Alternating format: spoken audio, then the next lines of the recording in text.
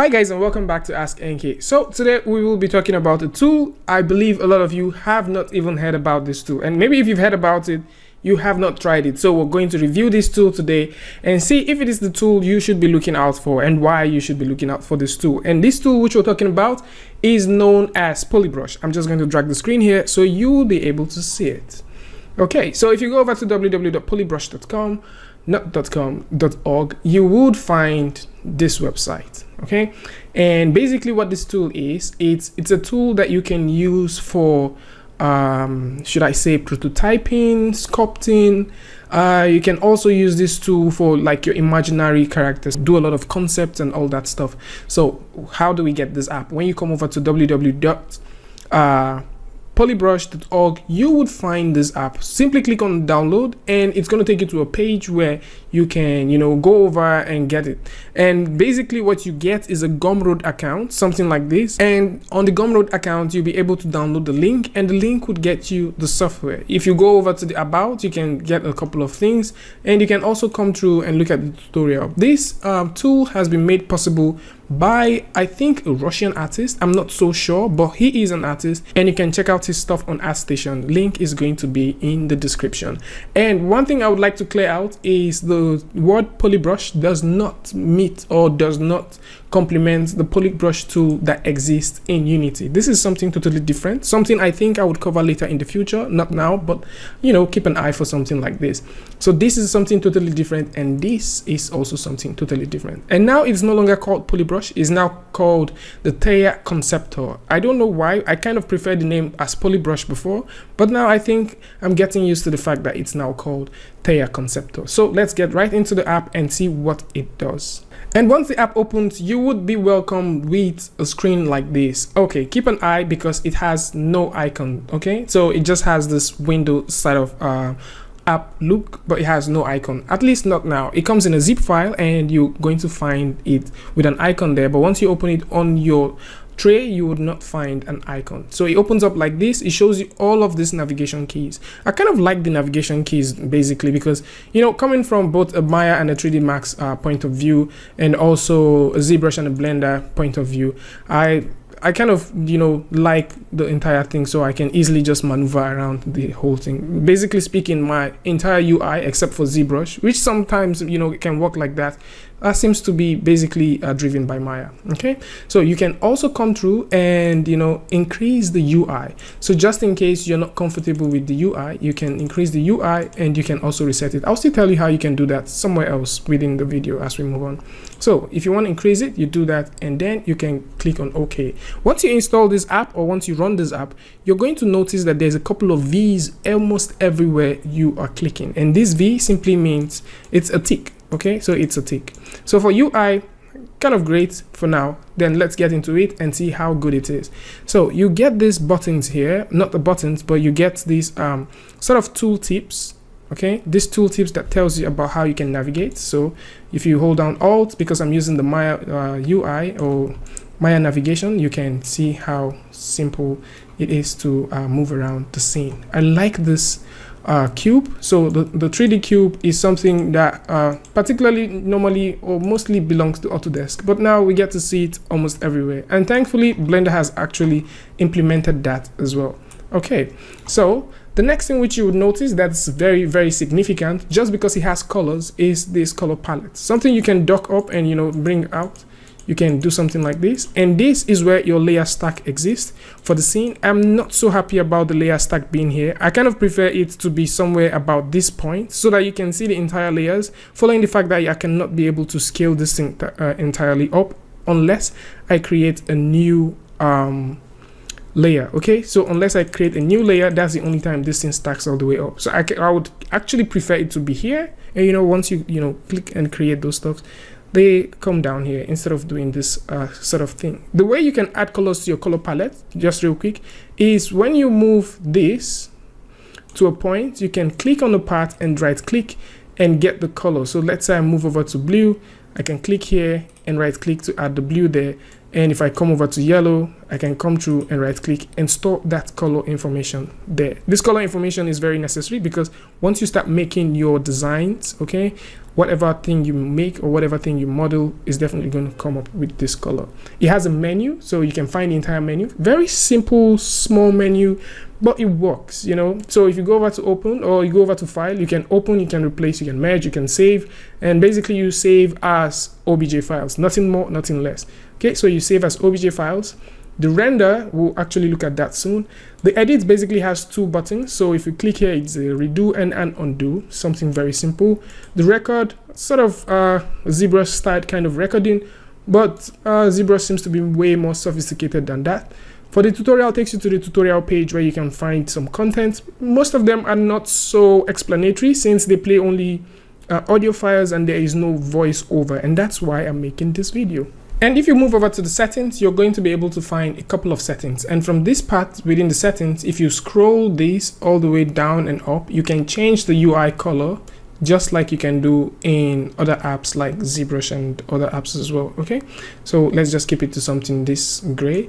And yeah, I told you guys about, you know, increasing your UI, so you can do that here as well. So just in case maybe you started off with a very poor UI, you can come through and, you know, punch it up all the way you want. Now let's get into the meat and potatoes of this app. We're going to start off with looking at what this app does first of all and how you can get things done. Okay, so let's begin with this. Once you look at this part, what you would notice here is a big window, and this big chunk you find here, all of these things are brushes. Okay, I'll explain how these brushes work. So all of these things are brushes, and these are the unsorted brushes. These are anatomical brushes, basically muscles and stuff. You can also come through and find architectural brushes. You can find cloth brushes. You can find stylized brushes like a cartoon head and all that stuff. And you can also find creature brushes. And you can see this tiny tooltip that's here. When I move my mouse here, you can see this tiny tooltip. I wish every application is going to have something like this to just indicate or tell you how to scroll around a long menu. Okay, so it shows you something like this, and you can just, you know, hold your right mouse button and scroll around these parts. So let's say you're looking for a particular set of brush, you can just hold your right mouse button and scroll all the way up and all the way down. So how does this brush work? If you've noticed that each time I keep moving around the viewport, this is what we have here, you would see that I have a working plane. And this working plane, if you've used Model, Lightwave, and even the Rocket 3F, which we reviewed the other day, you're going to find out that it has a working plane. Okay, so this working plane is where your models are essentially made. So if you're trying to make a brush or you're trying to sculpt with a brush, you are going to find all of that stuff working based off this thing. So let's say I'm picking a brush like this and I want to start sculpting. If I just click and start dragging, I would start sculpting using this particular brush, or start concepting using this particular brush as it is called. Another thing that you need to take with a pinch of salt whenever you're working with this tool is there is no Control Z. It's a turn off for me that there is no Control Z. So all you have to do is come back here and, you know, click on the undo. I know this is presently still in the beta, but then I really wish that maybe at the end of the day he would, or the guys working on this stuff would come through and fix something like that. Control Z is so essential, else we would have been modeling with clay. So what we can do here is we can come through and let's just find something very simple. Click on this and then try to see what we can create by just clicking and dragging. All right. Now let's come through and make some more. Okay. So I'm making some more of this, some more of this. I don't know what I'm making, but I just know I can just come through and play with geometries. And the fact that this is very easy to, you know, roll around and you don't find faults with it and it doesn't lag on your PC, it's very, very impressive. So it doesn't matter how much processing unit you have, this will definitely hold up way easier. Okay, so talking about the brush, let us look at the brush properties and how these layers work. One thing you've noticed is I have a couple of meshes here. These are the layer these are basically the layers, and if you look down here, you're going to find some sort of description of what I have made in this layer. So if I move over to a layer like, say, layer 12, and I come over to a part like this and just draw a gigantic circle, you would notice the description or like the thumbnail of what I just made. Okay, you can see that little scribble there, and that is basically how these layers work, one of the ways the layers work. So now if I want to just simply hide what I've made here, I can just come through and just click here and turn it off and turn it back on, turn it off and turn it back on. And my big advice is, if you're going to end up using this tool, always create a layer for every single thing you're doing, especially if you want to be able to move them from one point to another. Okay, always create a layer. So let's talk about the brushes and let's see how these brushes work, because if you notice, you can see that some of this part gets cut off and it gets stretchy sometimes. So if you just simply come through on the brush or in the brush you're trying to work with, and you just simply double click, you would find something like this. And all the brushes have modifiers, so you can simply modify these brushes based off what you want them to do.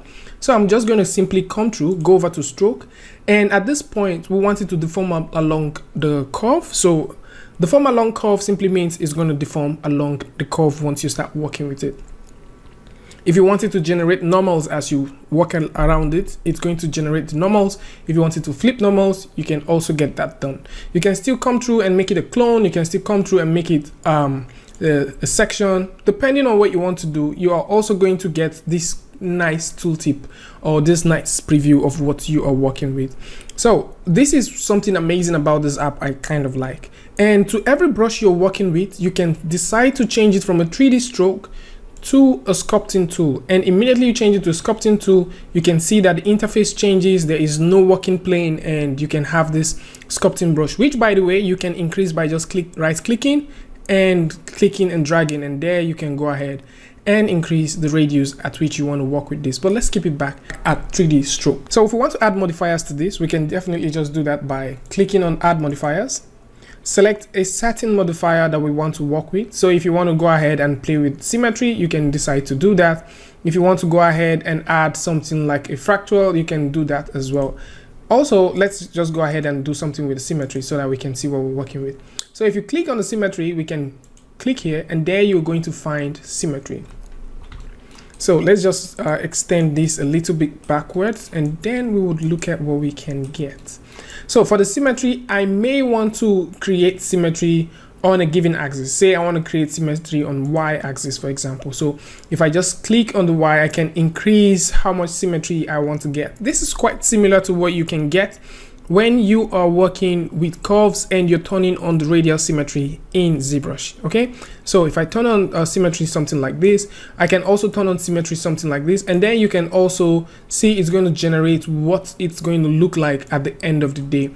Very interesting and helpful tip, something I really wish like many of these big players are going to implement. So if I come through and start drawing, you would notice that I have a symmetry that is traveling along the Y-axis. This might not really look interesting, so let's come through and just simply undo that.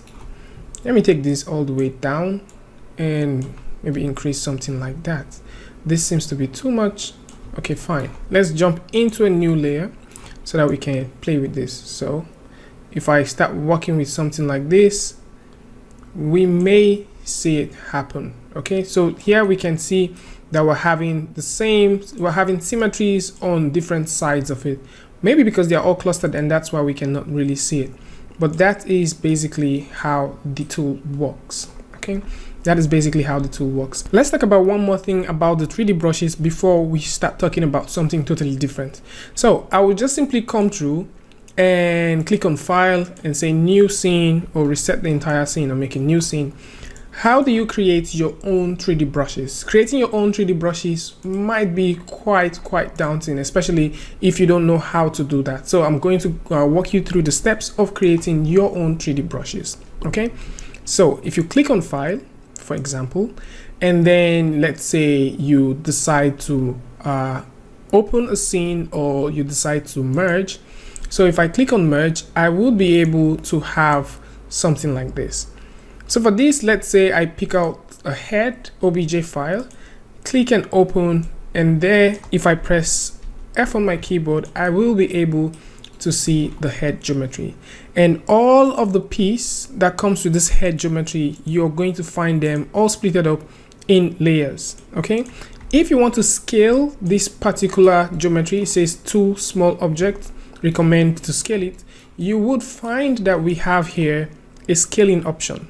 This particular scaling option is what we can use to scale any object that we just brought right into this app.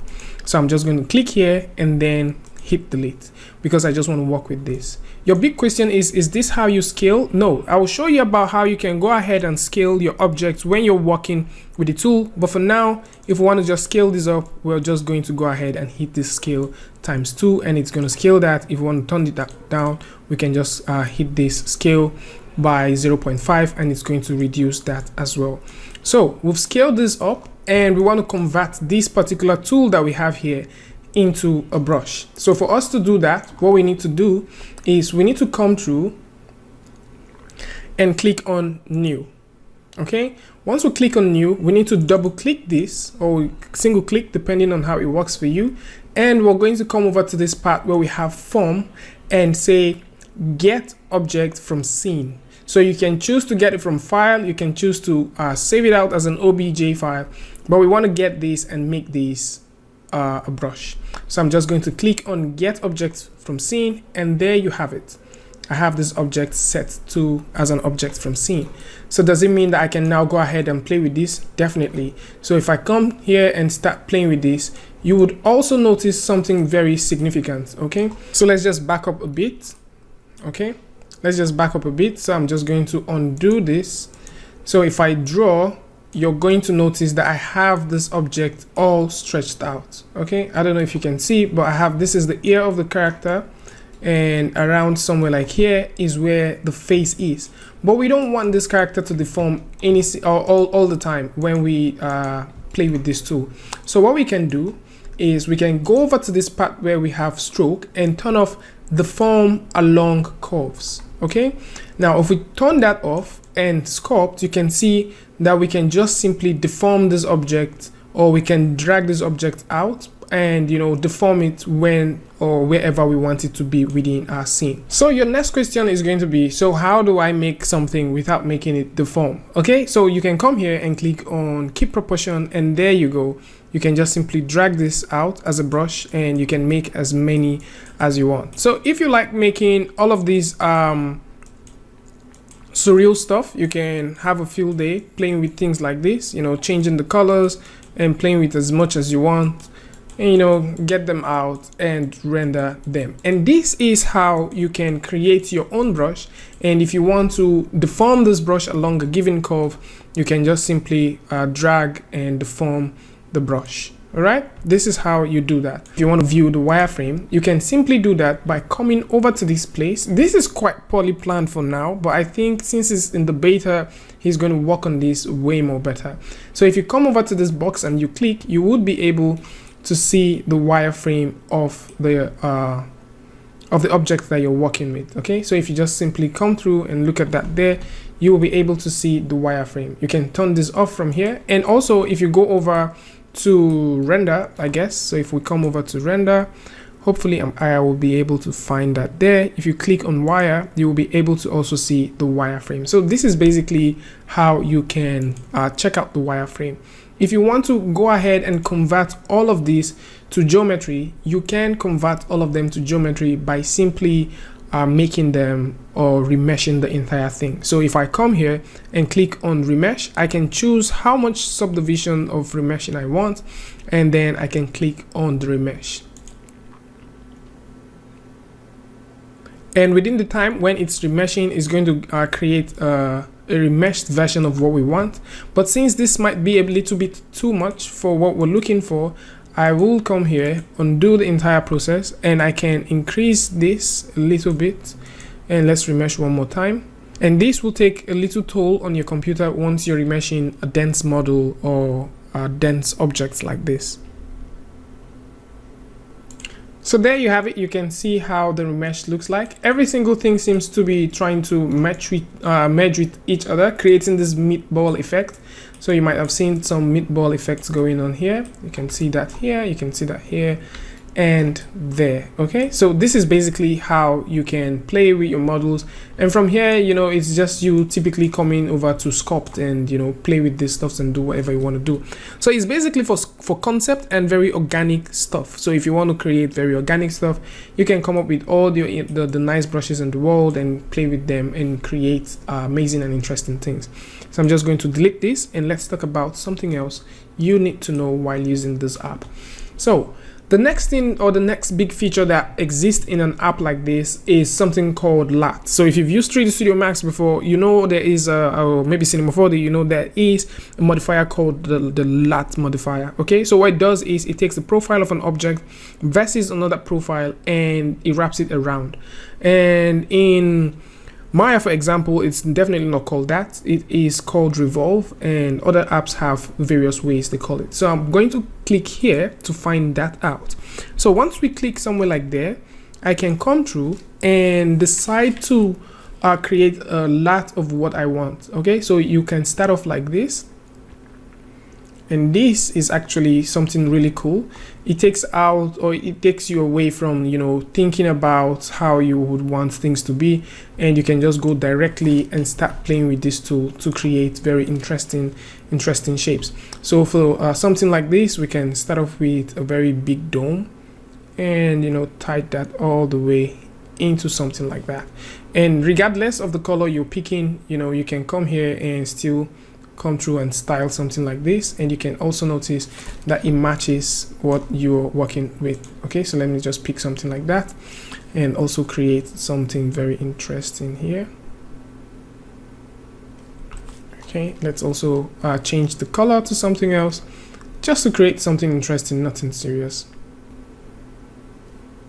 Okay, so we have something like this and it looks really cool. Other things you can do is you can choose to play with these and create your own profile. So let's just create a new layer here and turn this off. So if you want to create your own profile, you can come through, click and create your own profile depending on what you want to create. Use the right click to move around. Okay, so if you want to create or move things around, you can use the right click to move things around. It reminds me of the very old Blender. Okay, so you can use right click to move things around and, you know, position them how you want them to be, and then you can use them as the profile base of what you're creating. You can also choose to use the presets that exist already. So you can choose to use the presets that exist. So if I just undo this, you can see I have something like 6, 4, 6, 8, and 12. Okay, you can choose to use things like that, and you can also come through and also change how you want them to look. Okay, so we can have something like this and just simply play with the form of what we want to create. Okay, so we can create something like this as well, depending on what you're going for. So let's say you want to create very interesting things like a baluster, for example, or let's say you want to create a column, for example. This is how you can go ahead and play with this stuff and get your stuff done. So now we've looked at the lat and we've also looked at the brush. Let's take a good look at the other feature that has to do with rigging. So for us to get that, I will simply just create a new scene, okay, something like this, and then we will find, let's actually go back to the lat and create something interesting, and from there we will get to what we want. So I'm just going to create a shape, a very basic shape like this, and let's say I want to be able to rig this particular shape. So how we can get this done is I will come over to this part that has to do with rigging. Okay, we'll come over to this part that has to do with rigging, and from here I can choose to create joints wherever I want the joints to be. So I can click there to add one joint, another joint, another joint, and another joint. You can use the right click, which we've talked about earlier. So you can use the right click to move the joints around. So wherever you want the joints to be, you can use the right click to move them around, to move them and position them how much you want them to be. And once we have that done, the next thing which you would do is to simply click on rig. Okay, so once you rig the mesh, you will be able to move around this particular mesh. So if I come here and select something like this, I will be able to, you know, move this mesh or animate this mesh wherever I want it to be. Basically, this is more like the pose tool that you have in apps like Modbox. And so once you're done with creating something like this, you can just simply jump back to where to the brush, or maybe jump back to something like this, and then continue walking around your scene. If, for example, I have a tool like this and I want to create symmetry out of this, I can click here and decide how much symmetry I want to get. You can choose to mirror this. You can choose to mirror this by a given point. You can choose to create radial mirrors directly from here. And you know, you can also make mirrors like here as well. Okay, so different places or different forms of mirroring is what you can get out of this. And once you're done, if you hit on apply, the symmetry directly applies to this in a much more destructive mode. So if you want to also create something like the remesh, you see we talked about the remesh earlier. So if you want to actually tessellate this, or maybe you want to remesh something like this, you can find all of those things here and you can go ahead and play with them. So my big advice is, you know, come through, play with this stuff and see what you want to do. And you know, if this tool is the best tool for you, definitely by all means go ahead, get this tool and play with it, and you know, do whatever you want to do with this.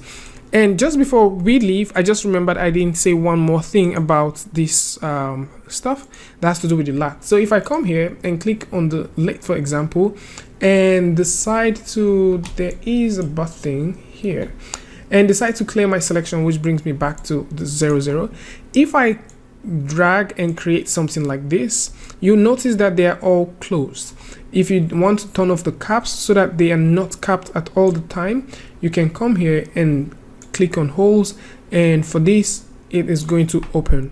Okay, it is going to open. Let's undo that because we did that using the wrong axis. So we can do something like this, and you'll notice that it's going to be opened. The bridge works pretty the same since it bridges it, and I've not particularly used that a lot, but for me, I think this is basically more of what I tend to use. And yeah, that's about it. If you want to jump into creating concepts, I think this is the best tool for you. So you can go ahead and pick this tool and start making concepts out of it.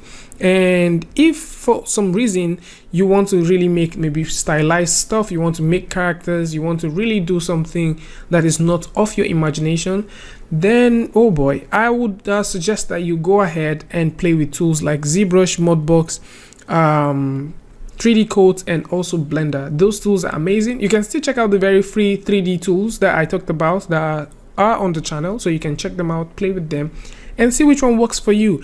But if you are, let's say you are a conceptor, somebody that just likes playing with mod, obviously you can come through, play with this, and you know, have all the fun in the world, and tell me what you think about it. So if you like this tool, go ahead, get it, play with it, and see what works for you. For now, it is totally free, so you can have it at no cost. The size of the file that you're going to get is quite light.